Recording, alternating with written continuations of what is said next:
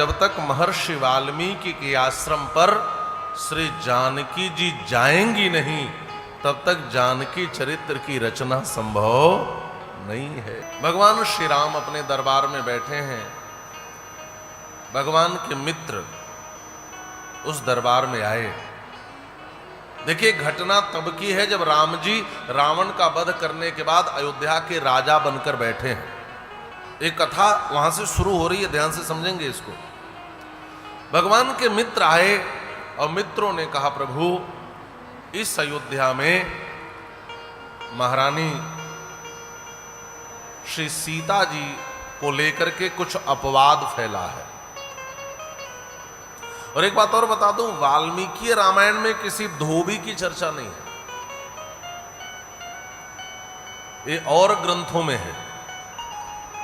यहां पर लिखा है चत्वरः, चत्वर कहते हैं चौराहे को। चौराहे पर हमने सुना है जानकी जी के विषय में इस अयोध्या में कुछ चर्चाएं चल रही हैं, और वह एक चर्चा किसी के मुख से निकली और वो आम होती जा रही, माने वो फैलती जा रही है कि रावण के यहां रह कर के आई श्री जानकी को श्री राम ने कैसे स्वीकार कर लिया। ऐसा लोकापवाद पूरी अयोध्या में फैल रहा है। अच्छा देखिए, श्रेष्ठ राजा कौन है? जो प्रजा के मन की बात को समझे। आज तक राम जी से बड़ा कोई राजा नहीं हुआ। संसार के किसी इतिहास में श्री राम की तरह कोई राजा नहीं हुआ। आज भी विश्व में राज्य की कल्पना की जाती है तो हम राम राज्य की ही बात करते हैं। राम जी से बढ़कर कोई राजा, राम जी से अच्छा कोई राजा आज तक के इतिहास में नहीं हुआ। राजा श्रेष्ठ वही है जो प्रजा के मन की बात को समझे। और एक बात और है, राजा के सामने प्रजा निडर होकर अपनी बात कह सके, ऐसा कम होता है।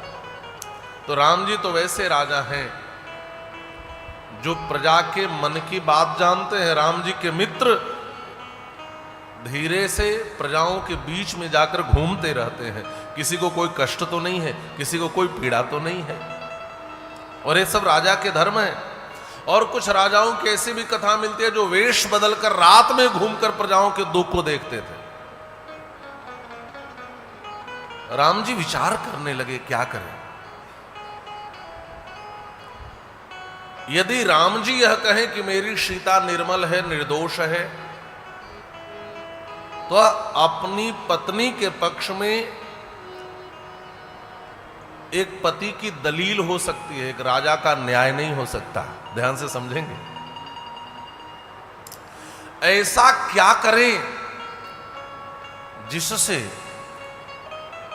इस सारी अयोध्या को लोग जान जाएं कि श्री राम का चरित्र, श्री सीता का चरित्र निर्मल है, श्री सीता निष्कलंक है।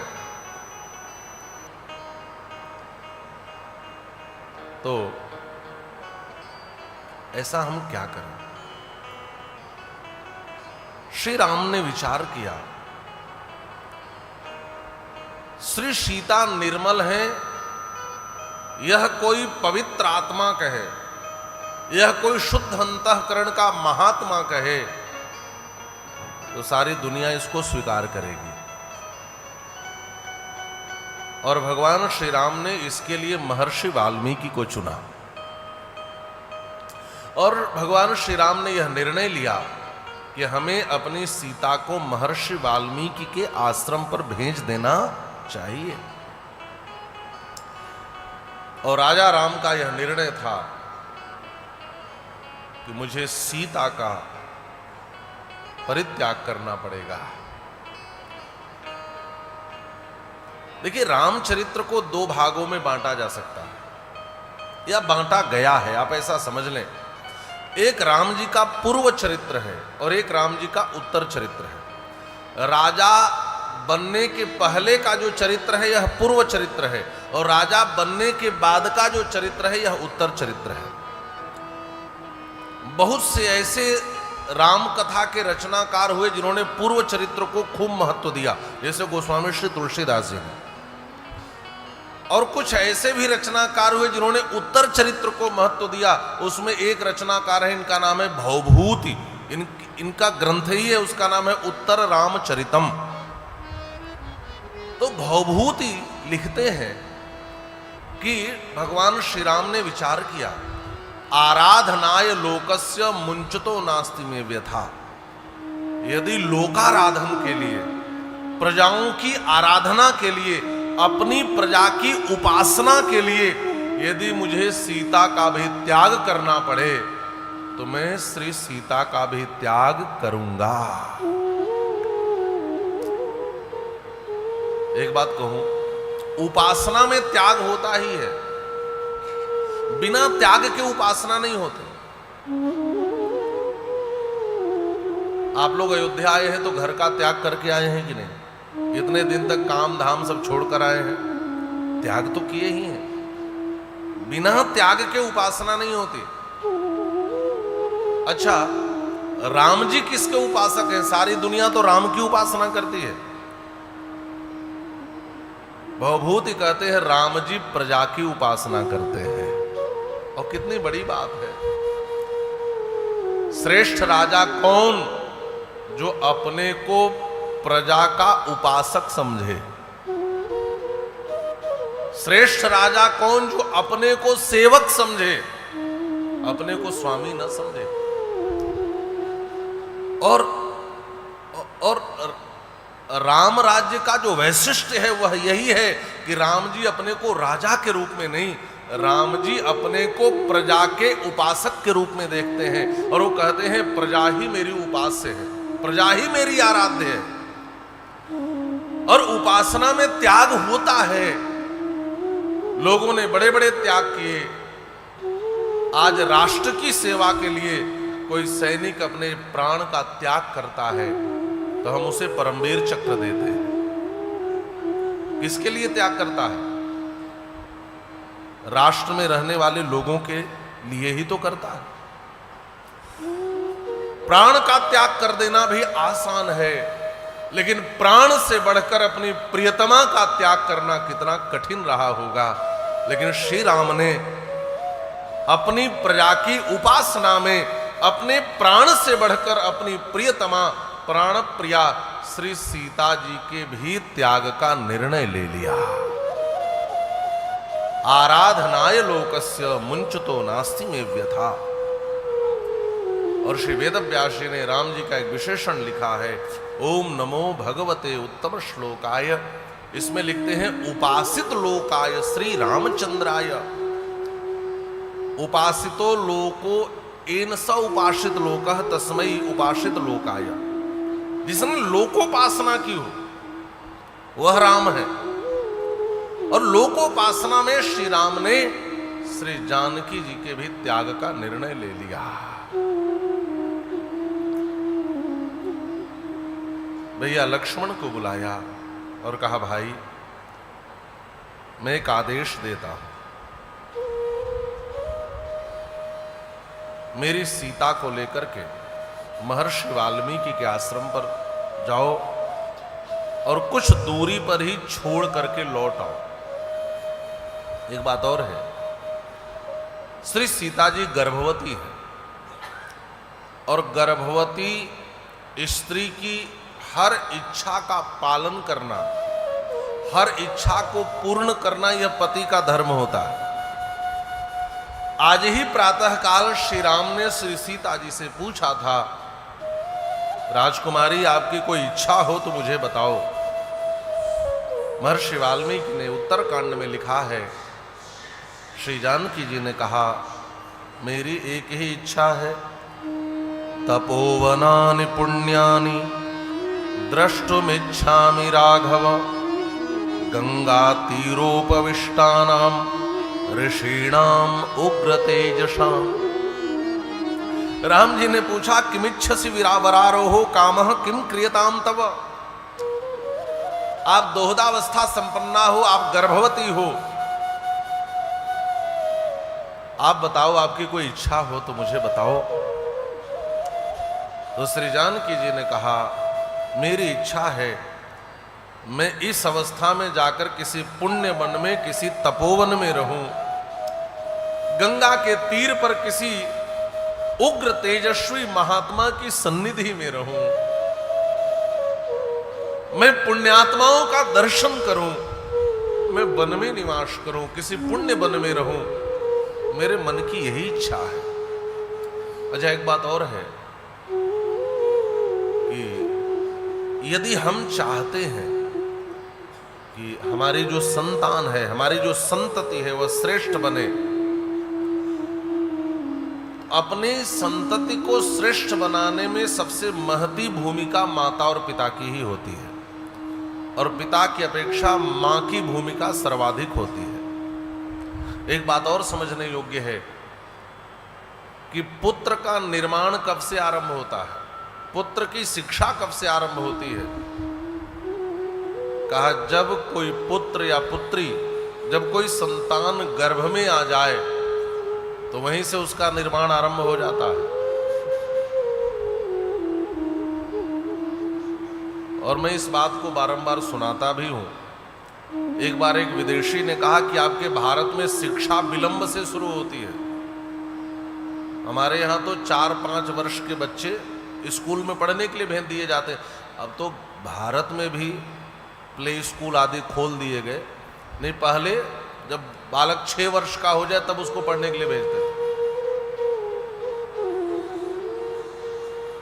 तो जिस भारतीय से वह संवाद कर रहा था, उसने कहा कि सुनो, तुम्हारे यहां फिर भी 4 वर्ष तो लगते हैं पढ़ाई शुरू कराने में, हमारे भारतवर्ष में तो जब बालक मां के गर्भ में आता है, हमारे यहां तब से ही पढ़ाई आरंभ कर दी जाती है।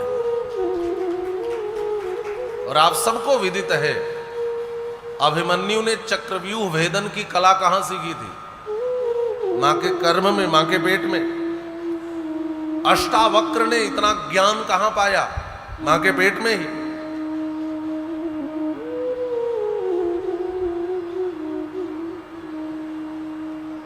पिता मंत्रोच्चार कर रहे थे, मंत्र शुद्ध निकल गया। भीतर से ही बेटे ने समझाया, पिताजी अशुद्ध बोल रहे हो। पिता ने कहा, तू भीतर है तो इतना टेढ़ा है, बाहर आकर क्या करेगा? भीतर से ही पिता की गलती निकालता है, जा टेढ़ा हो जा। और 8 जगह से टेढ़े पैदा हुए अष्टावक्र, लेकिन उनकी विद्वता, उनका ज्ञान अद्भुत था। महाराज जनक की सभा में पहुंचे तो विद्वान देखकर हंस पड़े। उन्होंने पूछा, किस पर हंस रहे हो? मुझ पर कि मुझे बनाने वाले पर? मुंह पर हंसही कि कोहरही? कुम्हार पर हंस रहे हो कि घड़े पे हंस रहे हो? यदि घड़े पर हंस रहे हो तो घड़ा स्वयं को नहीं बनाता, और कुम्हार पर हंस रहे हो तो तुम हंसने के योग्य नहीं हो, विद्वान नहीं हो सकते। यदि मेरे ऊपर हंस रहे हो तो मैंने स्वयं को नहीं बनाया, और मुझे बनाने वाले ईश्वर पर हंस रहे हो तो तुम्हारी इतनी क्षमता नहीं कि तुम परमात्मा का दोष निकाल सको। सन्नाटा छा गया। ये इतना ज्ञान कहां से पाया? कहा, मां के पेट से पा लिया।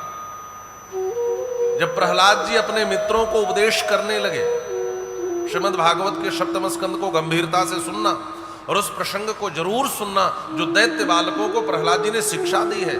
कौमार आचरित प्राज्ञो धर्मान भागवतान यह। कहते हैं मित्रों, भगवान की भक्ति तो बचपन से करनी चाहिए। आजकल एक अवधारणा बन गई है, कथा अभी क्यों सुने, बूढ़े लोगों की चीज है, ऐसा लोग कहते हैं। अभी तीर्थ करने जाओगे? अरे अभी तुम्हारी उम्र ही क्या हुई है? अच्छा, भक्ति की कोई उम्र होती है क्या? अच्छा आप बताओ, किसी को आप कुछ देने जाओ, किसी को आप फूल दो, किसी को आप बुके गुलदस्ता दो, और मुरझाया फूल, सड़ा फूल ऐसा किसी को दो तो अच्छा लगेगा? हम भी भगवान को स्वयं को कब अर्पित करना चाहते हैं? जब हम बूढ़े हो जाएं।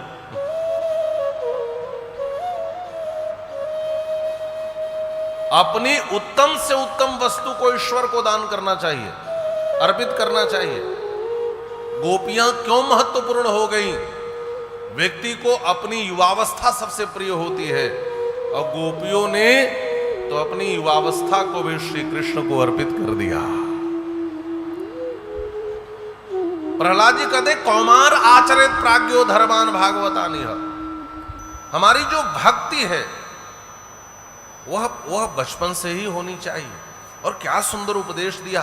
तो उन बालकों ने पूछा कि एक बात बताओ प्रहलाद जी, आपको इतना सारा ज्ञान हुआ कहां से? तो प्रहलाद जी ने जो रहस्योद्घाटन किया है वो बड़ा अद्भुत है। जब हिरण्यकशिपु तप करने के लिए चला गया, और आज तो महाराज बड़ी विडंबना है, आज तो भागवत के अच्छे अच्छे प्रवक्ता भी भागवत के पात्रों का शुद्ध नाम नहीं ले पाते। इसका नाम है हिरण्यकशिपु, और कुछ लोग हिरण्याकश्यप, कुछ हिरण्यकश्यप, और कुछ पता नहीं क्या क्या कहते हैं, जबकि शुद्ध शब्द है हिरण्यकशिपु। हिरण्यकशिपु जब तप करने चला गया तो पत्नी कयाधु का मौका देख के अपहरण इंद्र ने कर लिया, क्योंकि वो देवताओं का विरोधी था। इंद्र ने कहा यही मौका है, इसकी पत्नी का अपहरण कर लेते हैं।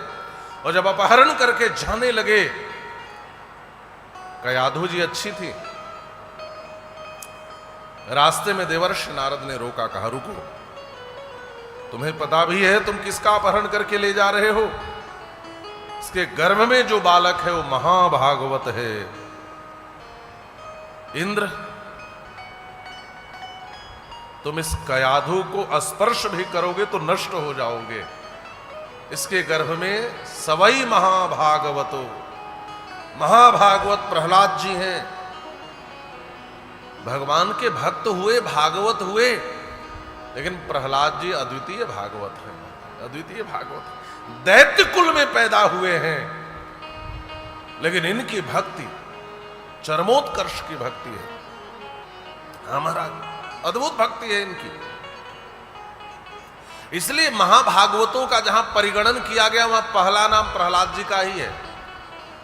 प्रहलाद नारद पराशर पुंडरीक व्यासांबरीश शुक शौनक भीष्म दाल्भ्यान रुक्मांगदार्जुन वसिष्ठ विभीषणादीन पुण्यानिमान परम भागवतान नमामि।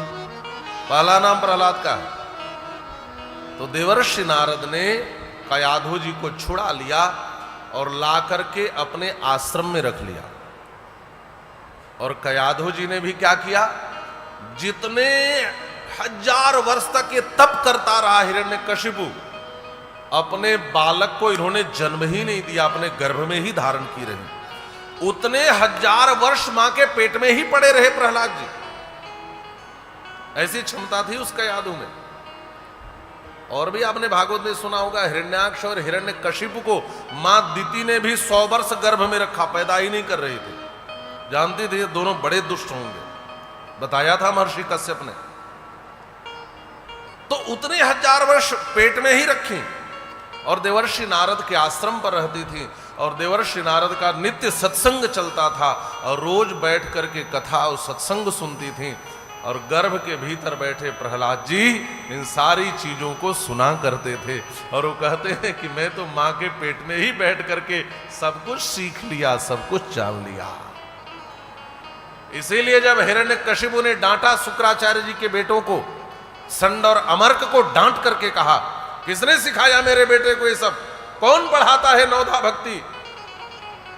उन लोगों ने कहा, महाराज न मत प्रणीतम न पर प्रणीतम सुतो बदत्ते शतवेन्द्र शत्रो नैसर्गकीयम मतिरस्य राजन नियच्छ मन्युम कददास्ममान।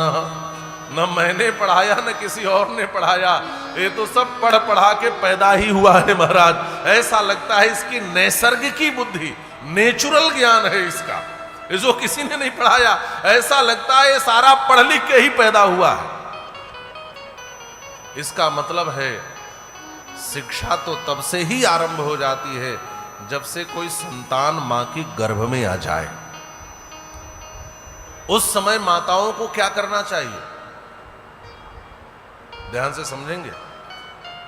उस समय कोई उल्टी पलटी चीज खानी पीनी नहीं चाहिए, कोई उल्टी पलटी चीज देखनी सुननी नहीं चाहिए। आप अपने को जितना सात्विक रखेंगी, आपका बालक उतना ही सात्विक होगा। नहीं, माताएं बैठकर दिन भर झगड़ा, दिन भर सीरियल और क्या क्या देखती हैं, तो परिणाम क्या होता है? वो भीतर वो ग्रहण करता है तेजी से महाराज। जैसे जन्म लेने के बाद जब आंख कान खुल जाए ना, तो मन कई दिशाओं में भटकता है, लेकिन कोई आंख कान बंद करके शांत रहे तो उसकी ग्रहण की क्षमता बहुत तेज होती है। ध्यान से समझना, गर्भ की जो संतान है वो बहुत तेजी से हर चीज को ग्रहण करती है। उस काल में मां जिसको ग्रहण करती है उस सबका असर उस बेटे पर पड़ता है। इसलिए हमारे शास्त्र भी कहते हैं कि स्त्री गर्भवती हो तो घर के कमरे में चित्र आदि भी सौम्य लगाओ, भगवान का लगाओ, उग्र मत लगाओ, किसी उल्टे पलटे लोगों का मत लगाओ, आदर्श चित्र लगाओ। यदि आप चाहते हो कि मेरा पुत्र राम की तरह हो, तो जब माताएं गर्भवती हो तो श्री राम का चित्र लगाएं, श्री राम की कथा सुने, श्री राम के चरित्र को सुने। आप चाहते हैं कि आपका पुत्र मर्यादित हो, तो आपको श्री राम की इस कथा को, उनके मर्यादा पुरुषोत्तमत्व का श्रवण करना चाहिए। श्री जानकी जी भी चाहती हैं कि मेरे पुत्र अच्छे हों, इसलिए तपोवनानि पुण्यानि द्रष्टुमिच्छामि राघव, गंगा तीरोपविष्टानाम ऋषीणाम उग्र तेजसाम। हे आर्यपुत्र, मेरी इच्छा है कि मैं जाकर के तपोवन में, पुण्यवन में किसी उग्र तेजस महात्मा की सन्निधि में गंगा के तीर पर निवास करूं। राम जी ने विचार किया कि आज ही तो श्री जानकी जी ने मुझसे ऐसा कहा था, तो चलो अब इसी बहाने ये दोनों कार्य सिद्ध हो जाएंगे। मैं अपनी जानकी को महर्षि वाल्मीकि के आश्रम पर भेजता हूं, और यह महती जिम्मेदारी, यह दायित्व भैया लक्ष्मण को दिया गया। भैया लक्ष्मण गए हैं, माता सीता से कहा है, प्रभु की आज्ञा है, मैं आपको लेकर वन को चलूं। इतना सुनना था कि श्री जानकी जी का हृदय प्रसन्न हो गया। श्री जानकी जी मन ही मन प्रसन्न होकर कहती हैं, भगवान किसी स्त्री को पति दे तो मेरे पति की तरह दे। आज ही मैंने इच्छा व्यक्त की थी और आज ही मेरी इच्छा की पूर्ति कर दी उन्होंने। प्रसन्नता पूर्वक तैयारी की है। भोर का समय है, भोर का, रात बीत चुकी है, प्रातः काल होने को है। लखन भैया ने रथ पर माता सीता को बैठाया है और रथ पर बिठा करके चल पड़े वन की ओर। गोस्वामी श्री तुलसीदास जी महाराज ने भी इस प्रसंग को गीतावली रामायण में रखा है। आजकल एक और बातें चली हैं, कुछ तथाकथित स्वघोषित विद्वानों ने इस प्रसंग को नकारने का भी भरपूर प्रयास किया है, और वह कहते हैं कि यह प्रक्षिप्त प्रसंग है। और कुछ लोगों ने तो वाल्मीकि रामायण के पूरे उत्तरकांड को भी प्रक्षिप्त घोषित करना शुरू कर दिया है। देखिए, जो बात शास्त्र की हमारे समझ में न आए, इसका मतलब यह नहीं कि शास्त्र की बात ही ठीक नहीं है। इसका मतलब यह है कि अभी आपकी बुद्धि दुर्बल है, उस चीज को समझने में सक्षम नहीं है। मति दौर्बल्यम न तो मत दौर्बल्यम, ये आपकी बुद्धि की दुर्बलता है, न कि शास्त्र के मत की दुर्बलता। यदि आप उसको न समझ पाए तो श्रीमद् वाल्मीकि रामायण के जितने टीकाकार हैं सबने इस प्रसंग को स्वीकार किया और समस्त आचार्यों ने स्वीकार किया, और केवल महर्षि वाल्मीकि ने ही इसको स्वीकार किया होता तो यह कहा जा सकता था। लेकिन और भी जितने ग्रंथ हैं और भी जो रामायण है, सभी रचनाकारों ने श्री जानकी जी का दोबारा वनगमन लिखा है। और तो और छोड़ो, गोस्वामी पास श्री तुलसीदास जी महाराज ने भी गीतावली रामायण में लिखा। सेवक धर्म का पालन करते हुए लखन भैया ने श्री जनक राज किशोरी जनक नंदिनी जानकी जी को रथ पर बिठाया। लिए स्यंदन चढ़ाई, गोस्वामी जी कहते हैं, चले सेवक धर्म पाली। सेवक धर्म का पालन करते हुए भैया लक्ष्मण श्री जानकी जी को लेकर के वन की ओर चले। गंगा के तट तक रथ पर बैठकर आए, नौका से गंगा पार करी और महर्षि वाल्मीकि का आश्रम अब पास में है। देखिए, कल मैंने एक बात कही थी कि जो ऋषि होते हैं, जो संत महात्मा होते हैं, उनके आश्रम कई जगह होते हैं और ये चलते फिरते रहते हैं। कुछ वर्ष वहां रहे, कुछ वर्ष वहां रहे, कुछ वर्ष वहां रहे। आज भी बहुत से महात्मा हैं जिनका आश्रम अयोध्या जी में भी है, चित्रकूट में भी है, वृंदावन में भी है, ऐसे महर्षि वाल्मीकि भी हैं। तो बोलिए श्री राघवेंद्र सरकार की जय। प्रभु श्री राम ने श्री सीता जी को भेजा, लखन भैया लेकर के आए और जब समझ गए अब महर्षि वाल्मीकि का आश्रम करीब है, अब हमें यहां से लौटना चाहिए क्योंकि यही प्रभु की आज्ञा है।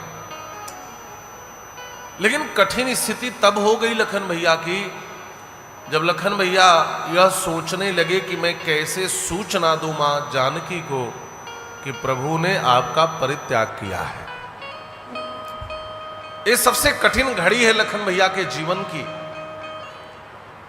श्री लखन भैया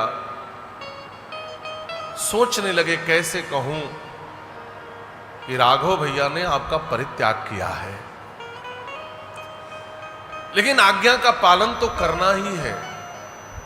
लखन भैया खड़े हो गए और जब जब हिम्मत करके बोलना चाहते आवाज ही नहीं निकलती, शरीर कांप गया और कुछ बोल ना पाए। जानकी जी ने जब इनकी ओर देखा और धीरे से पूछा, भैया कुछ कहना चाहते हो? तो लखन भैया के आंखों से झरझर झरझर आंसू निकलने लगे। मां जानकी ने कहा, भैया मत रो, मत रो। मैं समझ गई आपको क्यों रोना आ गया। मैं जानती हूं आपका अभ्यास कभी भी अपने राघव भैया से दूर रहने का नहीं है।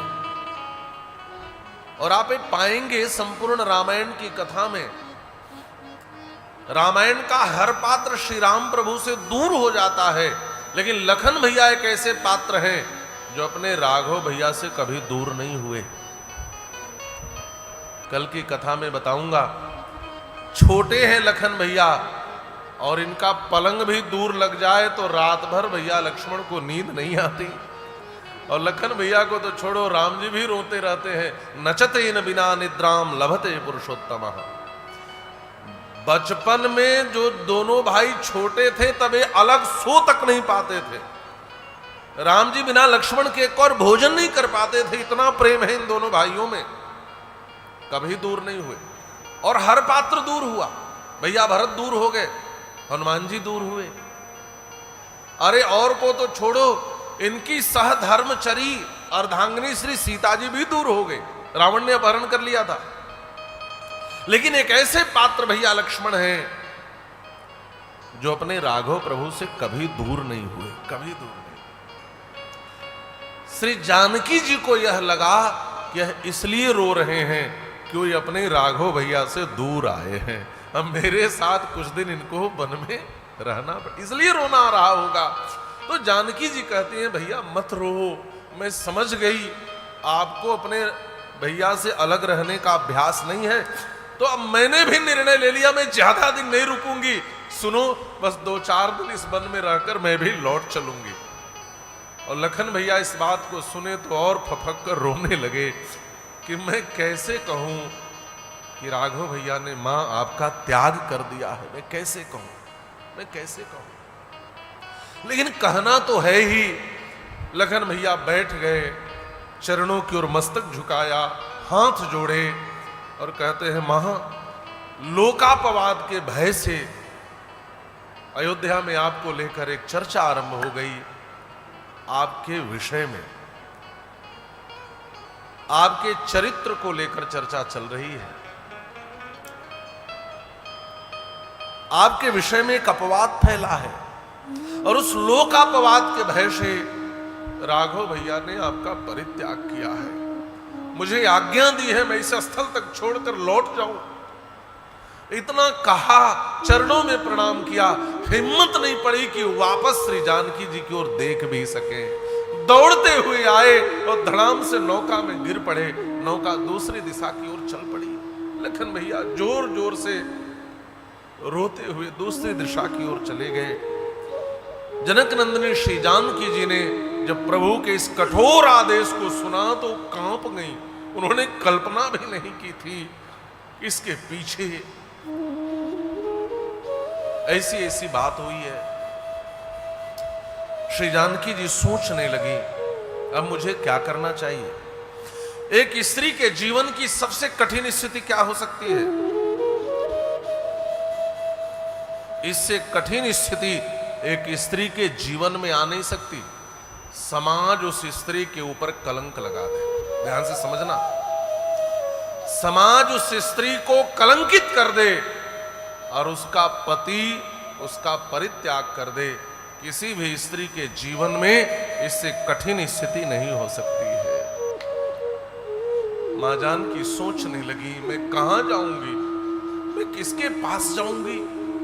और कोई पूछ दे कि मैं अयोध्या की महारानी थी, मैं यहां कैसे आ गई, तो मैं कैसे कह पाऊंगी कि समाज ने मेरे चरित्र पर अंगुली उठाया है? मैं कैसे कह पाऊंगी कि मेरे पति ने मेरा परित्याग किया है? और ऐसी स्त्री को समाज में स्वीकार कौन करेगा? यदि ऐसी स्थिति बन जाए तो ऐसी स्त्री तो अपने पिता के घर भी नहीं जा सकती। कहां जाए, क्या करे? अब तो एक ही स्थिति हो सकती है और वह यह कि मुझे प्राणोत्सर्ग कर लेना चाहिए। मुझे जीवन की इस लीला को अब यही खत्म कर देना चाहिए। मुझे आत्महत्या कर लेनी चाहिए।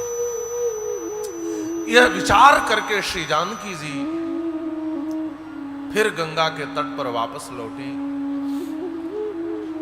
कदम आगे बढ़ाया और गंगा में कूदने के लिए जैसे ही प्रस्तुत हुई, वैसे ही गंगा की धवल धारा में अपने प्रतिबिंब को देखा। पानी में अपनी छाया दिखती है। जब अपने प्रतिबिंब को देखा तो अपनी दोहदावस्था को देखा, अपनी गर्भावस्था को देखा, अपने बढ़े हुए पेट को देखा। आप और सरल समझें।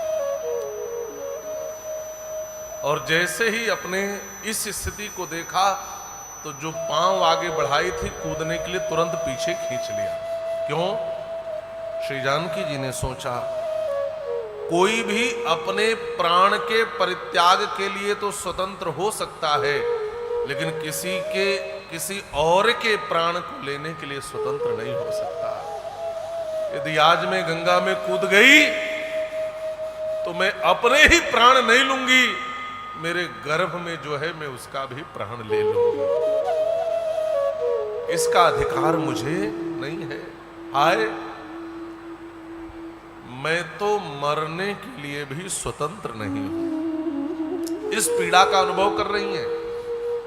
आज मेरे जीवन की कितनी कठिन स्थिति हो गई कि यह सीता तो आज मृत्यु का भी वर्ण नहीं कर सकती, मृत्यु को भी स्वीकार नहीं कर सकती, और कदम पीछे खींची और निर्णय ले लिया कि मुझे जीवित रहना होगा,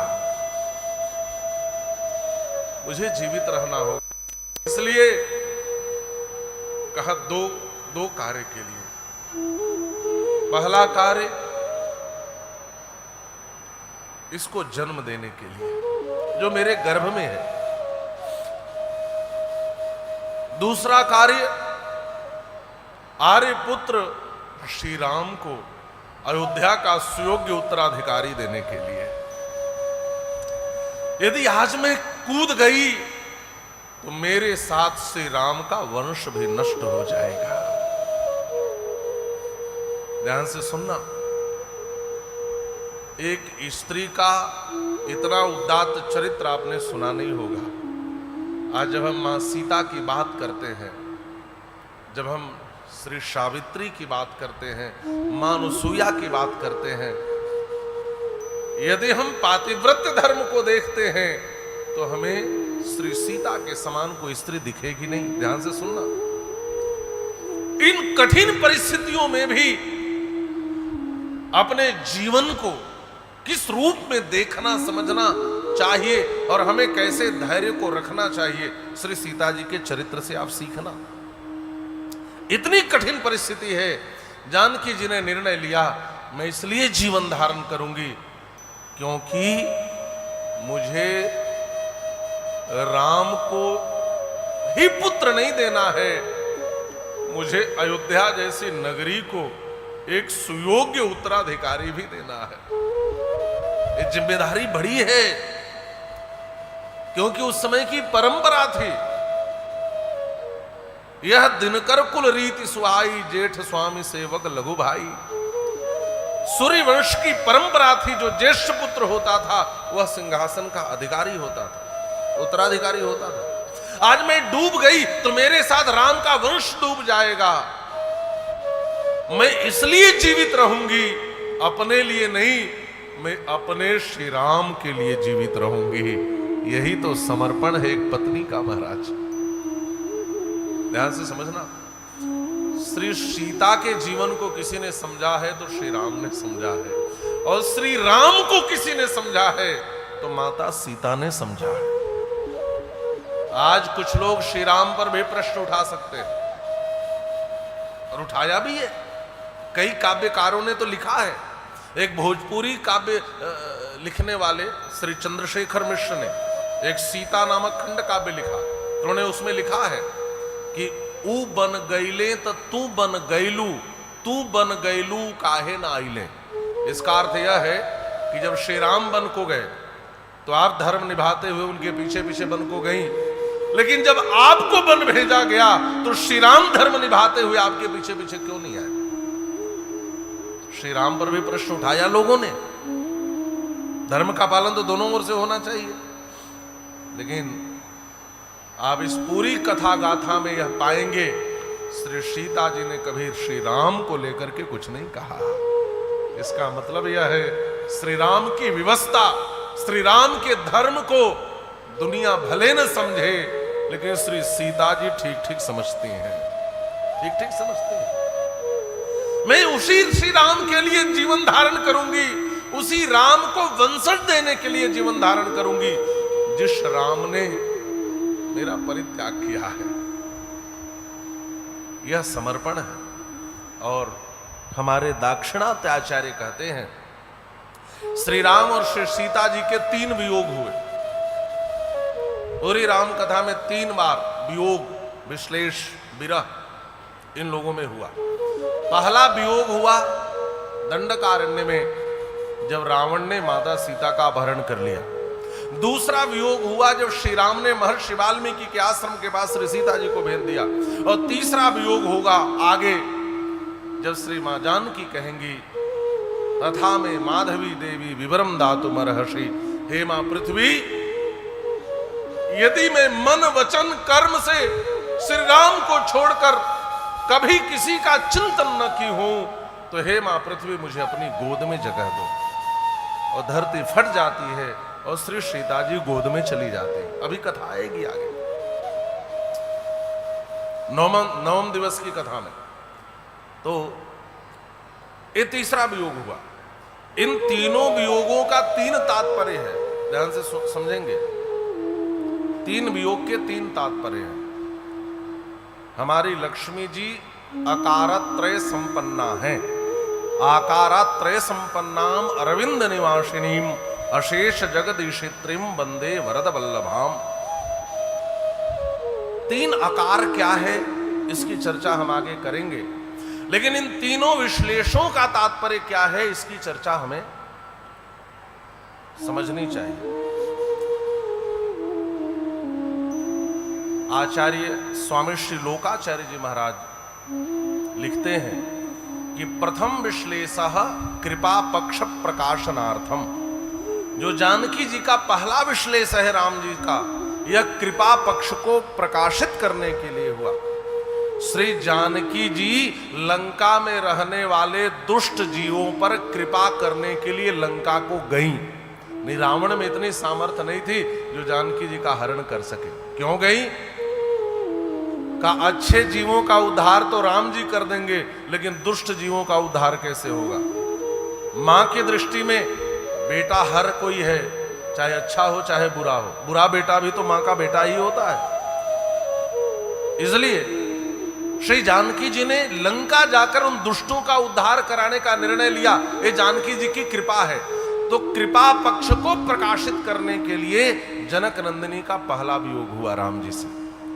और मध्यम विश्लेष पारतंत्र प्रकाशनार्थम, जो मध्यम विश्लेष है, जो दूसरा विश्लेष है, जो दूसरा वियोग है, वह पारतंत्र को प्रकट करने के लिए हुआ। पारतंत्र क्या है? हम भगवान के परतंत्र हैं। ध्यान से समझेंगे। हम भगवान की इच्छा के विरुद्ध हम मरने के लिए भी स्वतंत्र नहीं है। यही पारतंत्र है। इसकी गंभीरता आप समझेंगे। हमें भगवान की इच्छा अनुसार ही चलना चाहिए। ध्यान से समझना। हम स्वतंत्र नहीं हैं, हम परतंत्र हैं परमात्मा के। परमात्मा के इच्छानुकूल जीवन धारण करना, यह पारतंत्र है। और श्री जानकी जी अपने इस मध्यम विश्लेष में प्रकट करती हैं कि जीव मरने के लिए भी स्वतंत्र नहीं है, के ही योग्य है और किसी के योग्य नहीं है। इसकी चर्चा हम आगे करेंगे। तो ये जो मध्यम विश्लेष है, यह जो दूसरा वियोग है, ये पारतंत्र को प्रकट करने के लिए है। श्री सीता जी वहां से कदम वापस खींच ली और फिर वन के भीतर आई।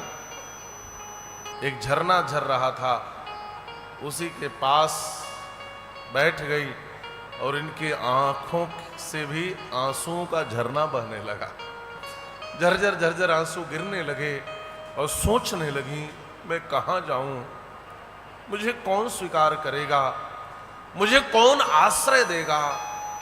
और जब जानकी जी रोने लगी तो जानकी जी के रुदन को तो यह वन भी सहन नहीं कर पाया।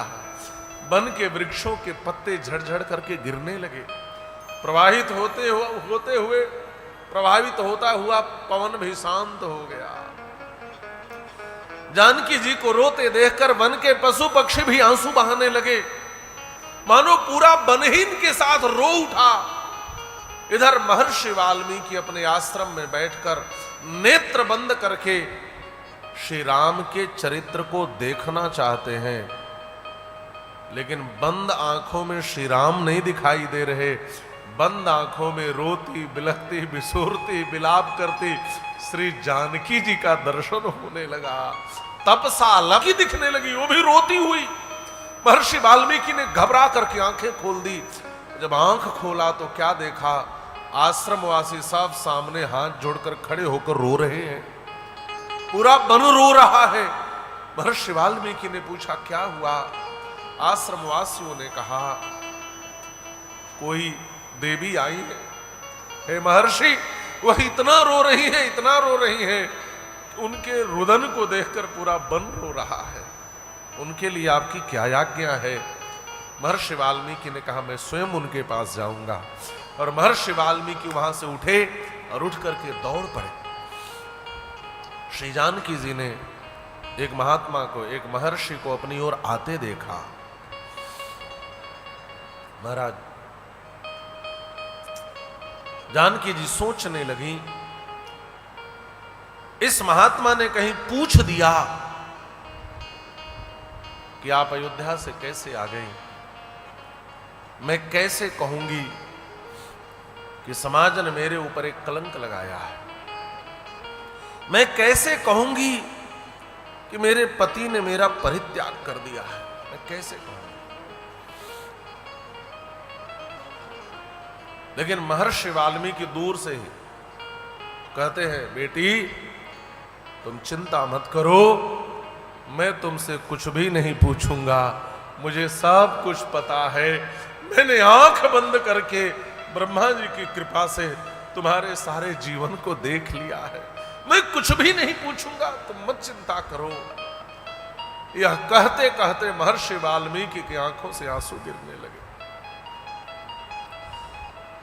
और महर्षि वाल्मीकि इतने भावुक हो गए कि इनकी आंख से आंसू ही नहीं रुकते। महाराज आंसू ही नहीं रुकते। कहते हुए वन को चली गई। मैंने सोचा था वन में जाकर पति की सेवा करूंगी, लेकिन मेरी यह भी कामना नहीं हुई और मैं फिर से वन को भेज दी गई। मैं तो वह सीता हूं जिसने जीवन भर दुख ही सहा है, लेकिन आप यदि कल्पना करोगे मेरे दुख की तो आप सहन नहीं कर पाओगे। इसलिए हे महर्षि, आप मत रो।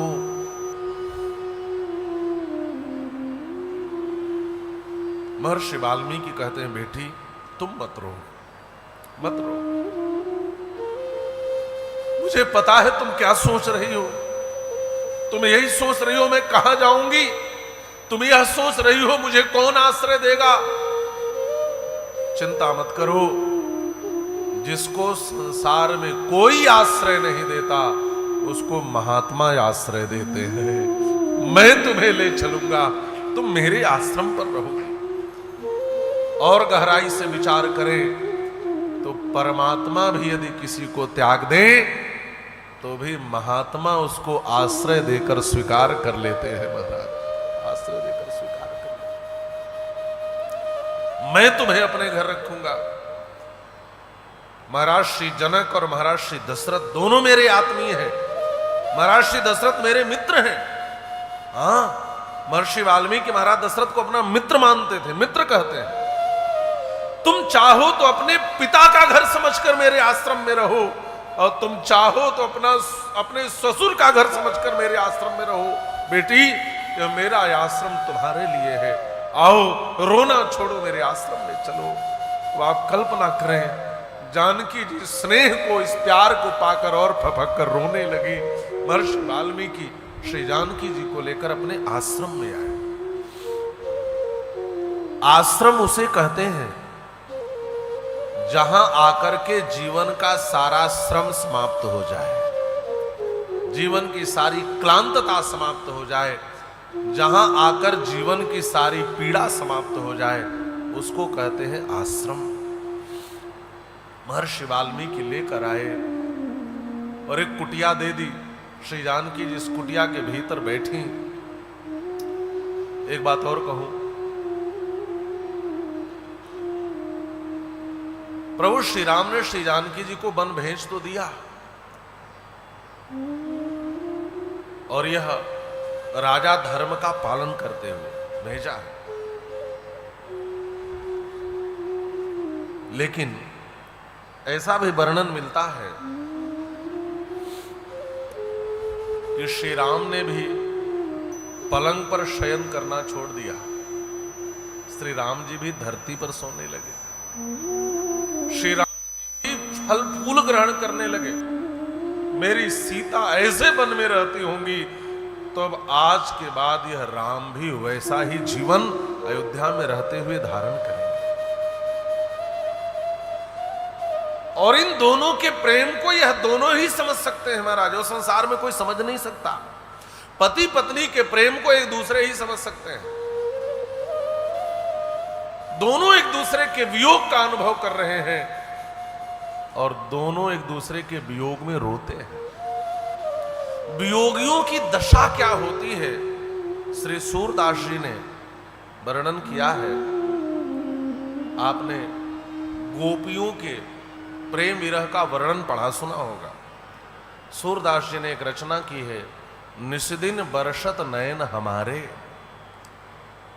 रोज यह आंसू बरसते ही रहते हैं। एक बात और है, जो दुनिया के लोग हैं इनके जीवन में तो जब वर्षा ऋतु आए तभी वर्षा होती है, लेकिन जो विरही होते हैं, जो अपने प्रियतम से बिछड़ जाएं, उनके तो जीवन में एक ऋतु हमेशा रहती है, वह है पावस ऋतु, वह है वर्षा ऋतु।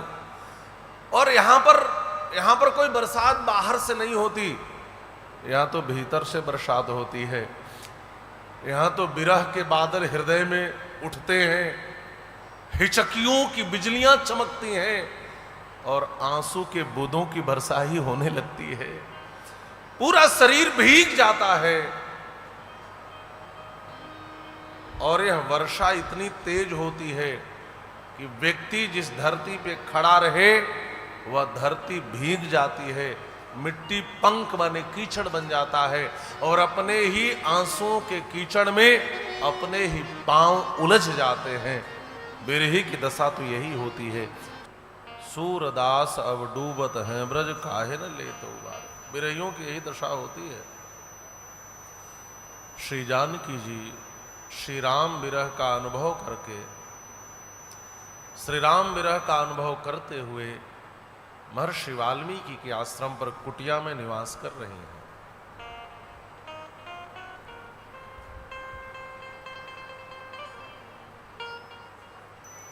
ज्ञानी और प्रेमी में यही एक अंतर होता है। ज्ञानी को प्रकाश चाहिए लेकिन प्रेमी को अंधकार चाहिए। अंधकार में बैठकर अपने प्रियतम के वियोग में रोने के लिए। प्रेमियों को तो अंधकार प्रिय है। श्री जानकी जी रो रही हैं, लेकिन श्री जानकी जी के आंख के एक भी अश्रु बिंदु को महर्षि वाल्मीकि ने व्यर्थ नहीं जाने दिया। इधर श्री राम विरह का अनुभव करके श्री जनक नंदिनी जानकी जी रोती रहती हैं और इधर दूसरी ओर बैठकर महर्षि वाल्मीकि की लेखनी दौड़ रही है, दौड़ रही है। देखते ही देखते 7 कांड 500 सर्ग 24,000 श्लोकों से युक्त श्रीमद् वाल्मीकि रामायण की रचना करके महर्षि वाल्मीकि ने तैयार कर दिया। महाराज रघुवंशस्य चरितम चकार भगवान मुनि। रघुवंशस्य चरितम, यहां रघुवंशस्य का अर्थ है रघुवंशे अवतीर्णस्य श्री रामचंद्रस्य चरितम चकार। रघुवंशस्य चरितम चकार भगवान मुनि।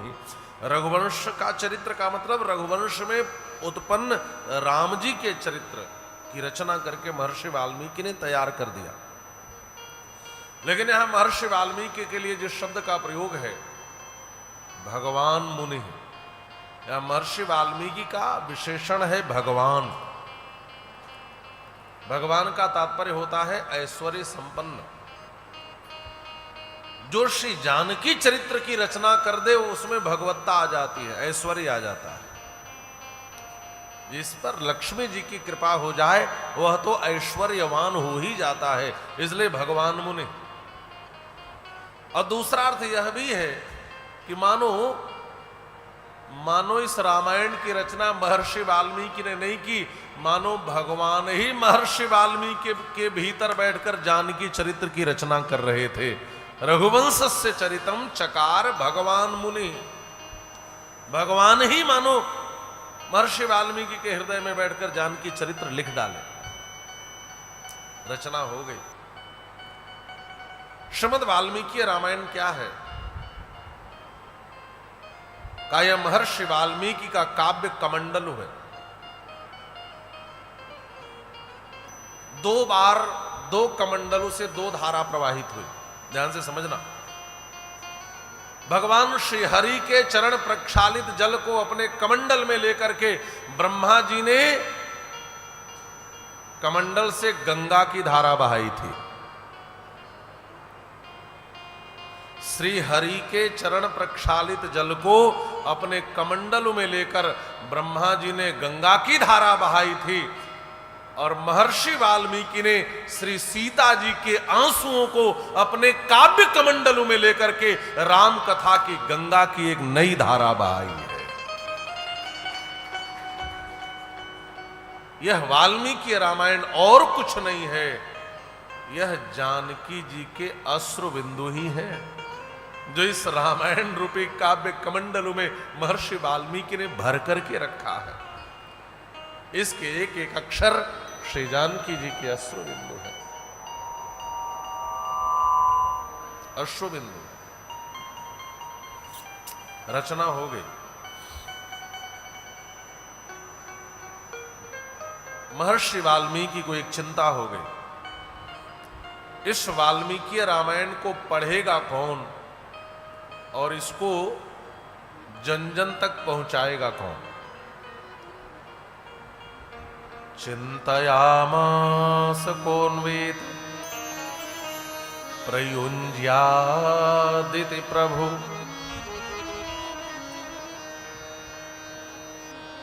महर्षि वाल्मीकि को चिंता हो गई। चिंतयामास कोन्वेत प्रयुञ्ज्यादिति प्रभु। एक बात और समझ लेने वाली है, कुछ लोग कहते हैं कि महर्षि वाल्मीकि ने राम जी के जन्म से पहले ही रामायण की रचना कर दी थी, लेकिन महर्षि वाल्मीकि की लेखनी इस बात का समर्थन नहीं करती। वाल्मीकि रामायण में स्वयं महर्षि वाल्मीकि ने लिखा है, यह रचना तब हुई जब राम जी राजा बन चुके हैं और श्री जानकी जी महर्षि वाल्मीकि के आश्रम पर आई हैं। प्राप्त राज्यस्य रामस्य वाल्मीकि भगवान ऋषि चकार चरितम कृष्णम विचित्र पदमर्थवत। स्वयं यहां पर लिखा है कि यह रचना तब हुई जब राम जी राजा बन चुके हैं। चतुर्विंशत सहस्राणि श्लोकानां मुक्तवान ऋषि तथा सर्गशतान पंच सट कांडानि तथोत्तरम। 6 कांड और तथोत्तरम माने उत्तर कांड, 7 कांड 500 सर्ग और 24,000 श्लोक इस वाल्मीकि रामायण में है। एक बात आप ऐसे भी समझ लें, यदि वाल्मीकि रामायण इतिहास है और महर्षि वाल्मीकि ने इतिहास लिखा है, तो इतिहास उसी को कहते हैं जहां घटना घट जाए और उस घटना का वर्णन किया जाए, उसी को इतिहास कहते हैं। और वाल्मीकि रामायण इतिहास है तो इससे यह बात सिद्ध हो जाती है कि यह घटना घट चुकी है, फिर लिखा गया। समझने के लिए तो महर्षि वाल्मीकि ने रचना की, लेकिन चिंता हो गई। स्वाभाविक है चिंता, आज गृहस्थों को चिंता होती है। आप खूब धन संपत्ति जमा कर लें, खूब बैंक बैलेंस, खूब जमीन जायदाद, 2-4 शहरों में बड़े बड़े मकान बनवा लें और कोई पुत्र न हो, कोई उत्तराधिकारी न हो, कोई संतति न हो, तो आपको चिंता होती है कि नहीं? किसके लिए, क्या होगा इसका? वैसे संतों को भी चिंता होती है। कोई महात्मा बहुत बड़ा मठ मंदिर बनवा ले और सुयोग्य उत्तराधिकारी न मिले तो चिंता होती है। और आजकल इसकी बहुत बड़ी विडंबना है महाराज, सुयोग्य उत्तराधिकारी को ढूंढना ये बहुत कठिन काम है। आज मठ मंदिरों में भी ईंट पत्थर धन लेने वाले उत्तराधिकारी तो बहुत मिल जाते हैं, लेकिन सारस्वत संपदा के उत्तराधिकारी जल्दी नहीं मिलते हैं। जो ज्ञान की परंपरा को आगे बढ़ाए ऐसे उत्तराधिकारी जल्दी नहीं मिलते। ऐसा उत्तराधिकारी मिले तो आप समझ लें कि फिर तो ये धन्यता हो जाए उसकी। कोई गुरु जब कोई अच्छी विद्या ग्रहण कर लेता है और कोई शिष्य ना मिले तो सोचता है कहीं यह विद्या मेरे साथ ही तो खत्म नहीं हो जाएगी। अरे मरने से पहले कम से कम इसको किसी को दे तो दूं, समाज के हित में इस विद्या का कार्य हो। तो महर्षि वाल्मीकि को भी यहां चिंता हुई कि इस रामायण को पढ़ेगा कौन, 24,000 श्लोक को याद कौन करेगा, इसको जन जन तक पहुंचाएगा कौन। अच्छा एक बात और है, संसार वालों की चिंता पूरी हो कि न हो संदेह हो सकता है, लेकिन कोई पवित्र आत्मा, कोई भावित आत्मा चिंता करे तो उसकी चिंता को तो स्वयं भगवान दूर कर देते हैं। यहां महर्षि वाल्मीकि का विशेषण है भावित आत्मा। आहा, तस्य चिंतयमानस्य महर्षे भावितात्मनः। इस भावित आत्मा ने, इस पवित्र आत्मा ने, इस पूत आत्मा ने, इस शुद्ध आत्मा ने, इस महर्षि वाल्मीकि ने जब चिंता की तो तुरंत चिंता दूर हो गई। कैसे? का उसी समय 2 बालक पास में आए और प्रणाम करने लगे। अगृहणीताम ततः पादौ मुनिवेशौ कुशीलवौ। यह और कोई नहीं है, श्री सीता जी ने 2 बेटों को जन्म दिया है। एक का नाम है कुश और दूसरे का नाम है लव। और इन दोनों ने आकर जैसे ही अभी प्रणाम किया, वैसे महर्षि वाल्मीकि कहे, हो इनसे सुंदर उत्तराधिकारी तो कोई हो ही नहीं सकता। मैं जिसके चरित्र को जन जन तक पहुंचाना चाहता हूं, यह तो उसी के अंश है। यह तो श्री सीताराम जी के ही अंश है। श्री सीता जी ने 2 बेटों को जन्म दिया। एक जुड़वा है, ट्विंस, दोनों जुड़वा पैदा हुए हैं। और बड़े कुश जी हैं, छोटे लव हैं। ये भी एक गलत अवधारणा फैल गई है समाज में कि लव बड़े हैं, छोटे कुश हैं। और कहीं कहीं तो ऐसी भी क्षेपक कथा लोग बताते हैं। श्री जानकी जी महर्षि वाल्मीकि के पास छोड़कर कहीं गई और लव जी खेलने चले गए, तो उन्होंने कुश से एक नया बेटा बना दिया, कुश। ये सब दंत कथाएं हैं, क्षेपक कथाएं हैं। महर्षि वाल्मीकि लिखते हैं, सीता जी ने दोनों जुड़वा बेटों को जन्म दिया। और गोस्वामी तुलसीदास जी भी इसी का समर्थन करते हैं। दुई सुत सुंदर सीता जाए और दुई दुई सुत सब भाई केरे। सभी भाइयों को 2-2 बेटे ही हुए। मुनि वेशौ कुशी लवौ। कुशी बड़े हैं, लौ छोटे हैं। कुश और लौ ने जब प्रणाम किया तो महर्षि वाल्मीकि सोचने लगे, इनको शस्त्र की शिक्षा स्वयं श्री जानकी जी ने दिया है और शास्त्र की शिक्षा स्वयं महर्षि वाल्मीकि ने दिया है। इनसे सुंदर कोई उत्तराधिकारी रामायण की कथा का नहीं हो सकता। वहां वेदव्यास जी को भी चिंता हुई थी, जब भागवत की रचना हो गई तो उन्होंने भी श्री सुखदेव जी को दिया। सुयोग्य उत्तराधिकारी मिल जाए तो समझ लेना आपकी विद्या धन्य हो गई महाराज, धन्य हो गई। तो श्री कुशलव जी सुयोग्य उत्तराधिकारी हैं। कथावाचक के सारे लक्षण इनमें हैं। अच्छा, एक बात और है, कथावाचक को कैसा होना चाहिए? आजकल तो महाराज हर गली में 4 कथावाचक हैं, गली गली वक्ता। लेकिन शास्त्र के लक्षणों से युक्त कितने वक्ता हैं, यह समझना बहुत आवश्यक है। यदि लोक लाभ चाहिए तो लोकानुकूल वक्ता ढूंढना चाहिए, लेकिन शास्त्र में लिखा हुआ फल चाहिए तो शास्त्रानुकूल वक्ता ढूंढना चाहिए। महर्षि वाल्मीकि ने देखा, भ्रातरौ स्वर संपन्नौ ददर्शास्त्रमवासिनौ सतुमेधाविनौ दृष्ट्वा वेदेषु परिनिष्ठितौ। वक्ता का पहला लक्षण होना चाहिए स्वर संपन्न, स्वर संपदा से युक्त। स्वर संपन्नता का अर्थ क्या है? स्वर संपन्नता का अर्थ है उसकी वाणी सुस्पष्ट होनी चाहिए, उसको व्याकरण आदि शास्त्रों का ज्ञान होना चाहिए, तभी तो वाणी सुस्पष्ट होगी। व्याकरणे विना वाणी व्यंजनम लवणम बिना वैष्णवेन बिना दीक्षा सत्यम सत्यम च नारद। बिना व्याकरण के वाणी अच्छी नहीं हो सकती। जैसे व्यंजन बिना लवण के नमक के अच्छा नहीं हो सकता। कितना भी बढ़िया व्यंजन बनाओ और उसमें नमक न डालो, फीका लगेगा। कोई वैष्णव बिना दीक्षा के नहीं हो सकता। वैसे किसी की वाणी बिना व्याकरण के अलंकृत नहीं हो सकती, स्वस्पष्ट नहीं हो सकती, विशुद्ध नहीं हो सकती, दोष रहित नहीं हो सकती। तो स्वर संपन्न हो, व्याकरण परिनिष्ठित वाणी होनी चाहिए, ये पहला लक्षण होना चाहिए वक्ता का। और दूसरा लक्षण क्या है? मेधाविनौ, मेधा संपन्न होना चाहिए। मेधा माने धारणा शक्ति अच्छी होनी चाहिए। नहीं, बहुत से वक्ता है महाराज जो 10-20 डायरी लेकर बैठते हैं, आप देखना एक इधर एक इधर एक इधर एक इधर एक इधर, और वो कथा भर पढ़ते रहते हैं, कभी इधर से कभी उधर से।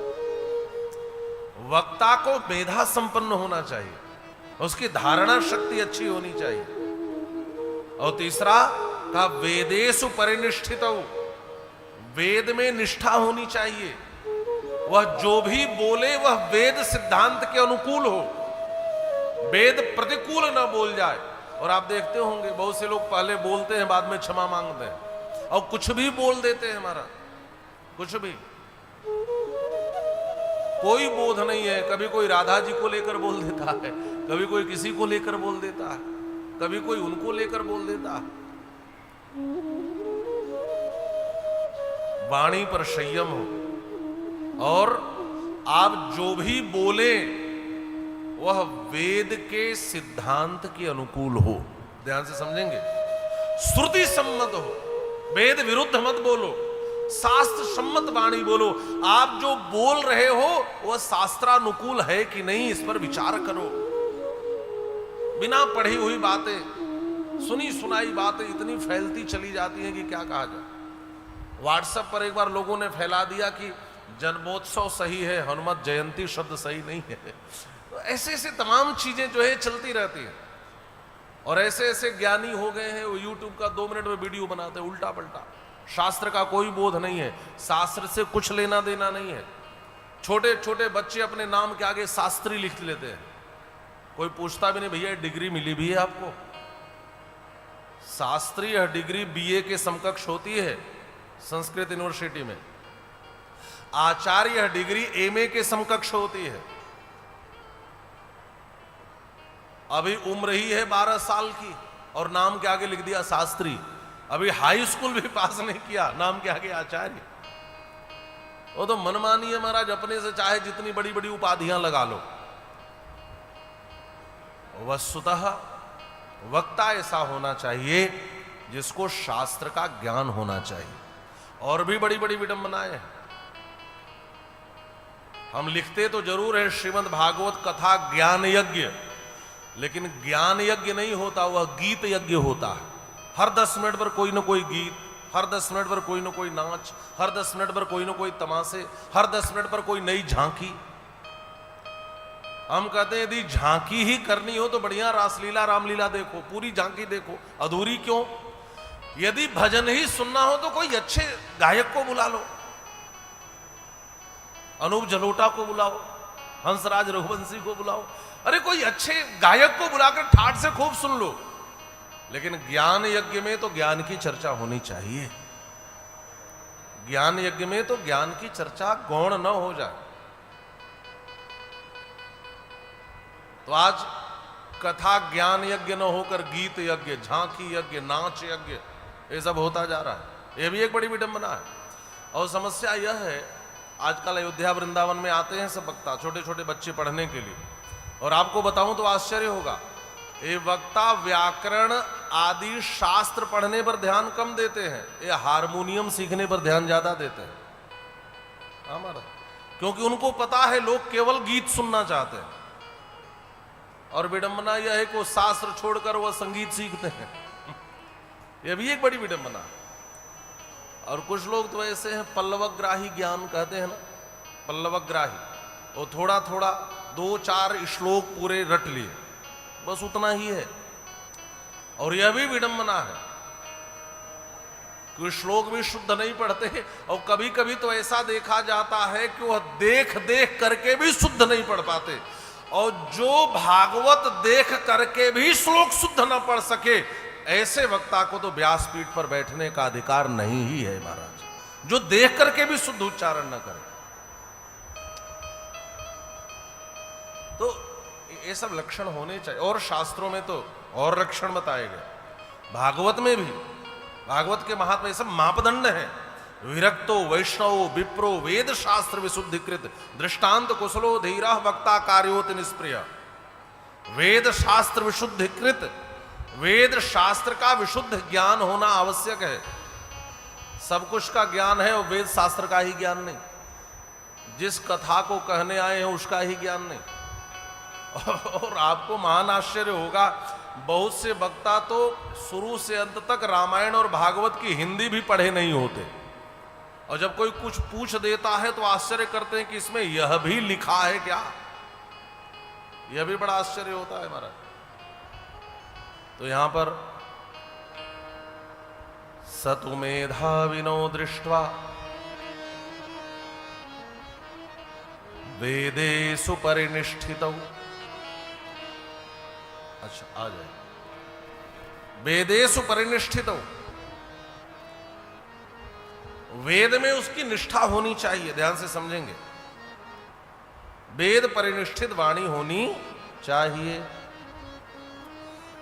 रूप लक्षण संपन्नो मधुर स्वर भाषिणो बिंबादिवोत्थितौ बिंबौ राम देहा तथा परो। महर्षि वाल्मीकि ने देखा यह दोनों बालक रूप लक्षण संपन्न हैं, और ऐसा लगता है यह खड़े होते हैं तो जैसे छोटे छोटे दो राम जी ही खड़े हो गए। राम देहा तथा परो, देखने में बिल्कुल राम जी की मुखाकृति लगती है। ऐसा होता है ना, कुछ बच्चे मां पर जाते हैं, कुछ बच्चे पिता पर जाते हैं, और एकदम जब आप छोटे होते हैं ना तो आप अपना चित्र रख लेना और फिर देखना आपका बेटा भी वैसे ही लगता है बचपन में बिल्कुल। तो एक कुशलौ जी भी जो है ये देखने में बिल्कुल दो छोटे छोटे राम जी लगते हैं। तो महर्षि वाल्मीकि कहते हैं इनसे सुयोग्य उत्तराधिकारी कोई हो नहीं सकता, और इन्हीं दोनों बालकों को उन्होंने पूरी वाल्मीकि रामायण कंठस्थ करा दी और कहा सुनो, पहली कथा तुम इसी आश्रम पर संतों को सुनाओ, और जब संत कह दें कि यह कथा अच्छी कर रहे हैं तब दुनिया वालों को सुनाने जाना। इस बात को हर किसी को समझना चाहिए। जिसकी कथा को संत कहें कि इसकी कथा अच्छी है, समझ लेना उसी की कथा अच्छी है। और नहीं दुनिया के लोग तो कहें कि बहुत अच्छी कथा करता है, वो संत चुप रहे कुछ ना बोले तो समझना अभी कथा आपकी अच्छी नहीं है। ये वक्ताओं को ध्यान देना चाहिए। असमझदार सराहिबो, समझदार को मौन। जो पढ़े लिखे लोग हैं वो मौन रहे, और जो अनपढ़ है वो खूब सराहना करे, खूब प्रशंसा करे, तो समझ लेना अभी आपकी कथा अच्छी नहीं है।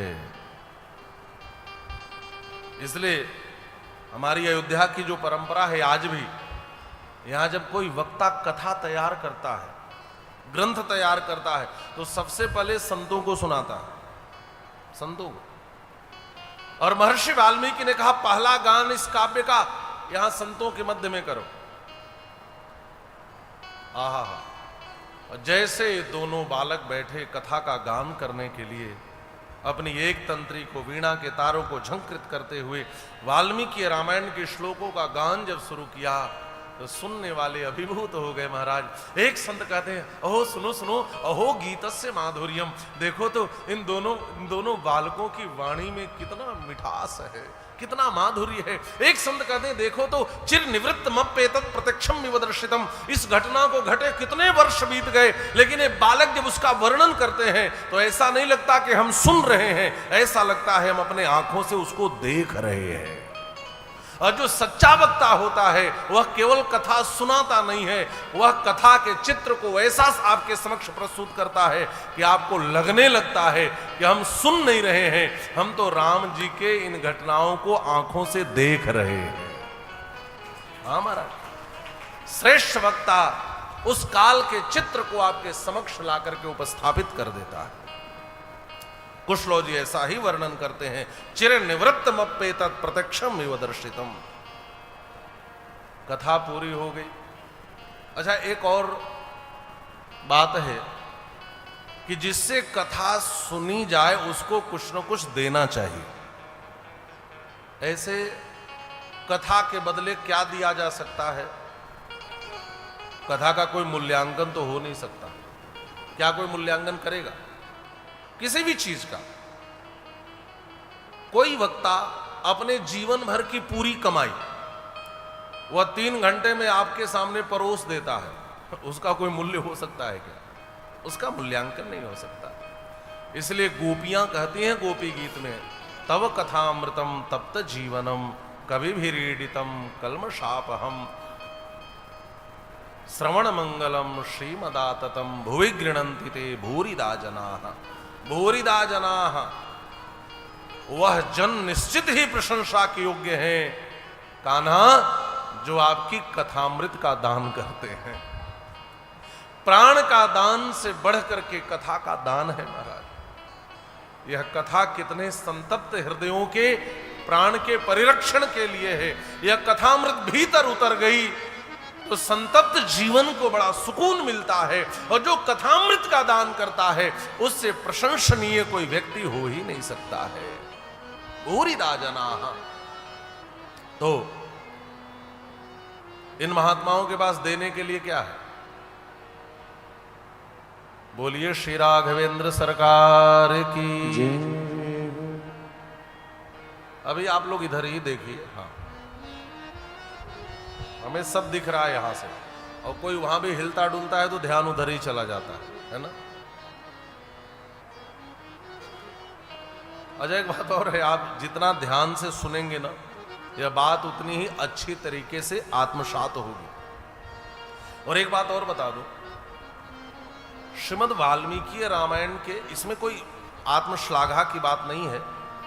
पूरे भारत में बहुत कम प्रवक्ता हैं।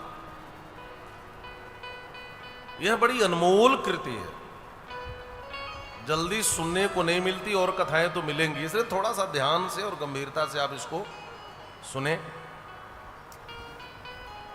और आज आवश्यकता है कि इस ग्रंथ का परिरक्षण हो, अधिक से अधिक लोग इन चीजों को समझें जानें। महर्षि वाल्मीकि की जो संस्कृत की शैली है वो बहुत ही सरल है महाराज, बहुत ही सरल है।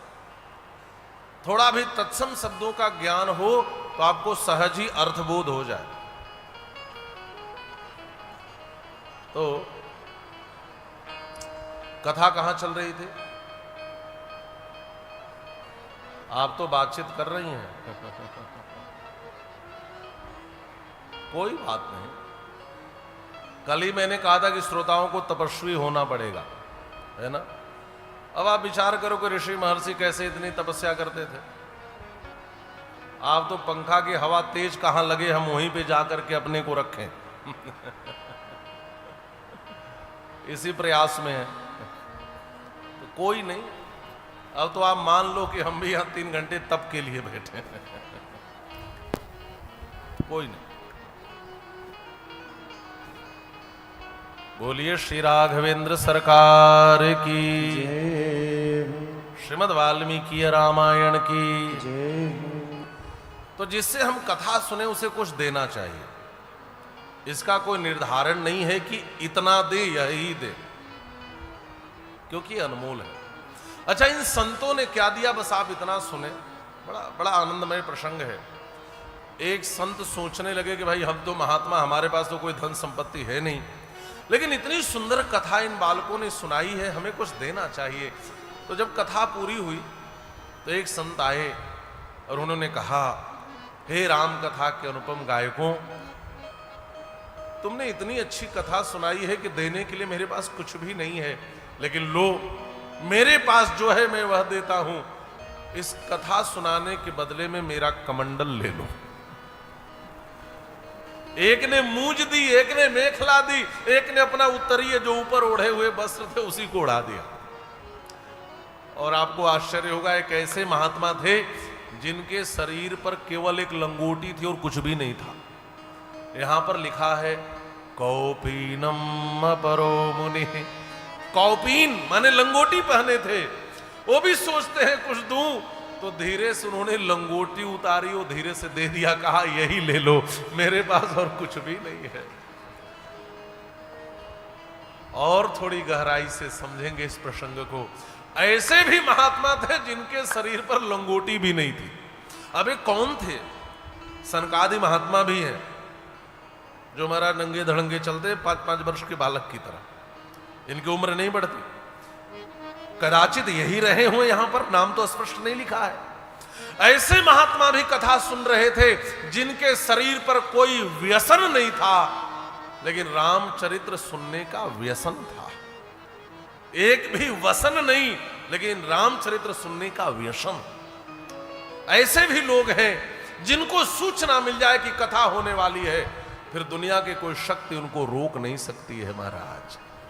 आपने व्यसनियों को देखा है जो नशा करते हैं, नशा से उनको कोई रोक पाता है? एक बार लत लग जाए महाराज तो कोई रोक नहीं, वो कहीं ना कहीं जुगाड़ करके जहां जाते हैं महाराज वो कहीं ना कहीं से कर ही लेते हैं। और ये सब नशा आपके जीवन को बर्बाद कर सकती है। नशा ही करना होना तो मानसकार कहते हैं, व्यसनी बनना होना तो रामचरित्र कृष्ण चरित्र सुनने के व्यसनी बन जाओ। और एक बार यह व्यसन लग जाए तो जो जीवन बर्बाद भी हुआ होगा वो भी आबाद हो जाएगा और जीवन धन्य हो जाएगा। शरीर पर एक भी व्यसन नहीं, लेकिन ये रामचरित्र के व्यसनी भी आए।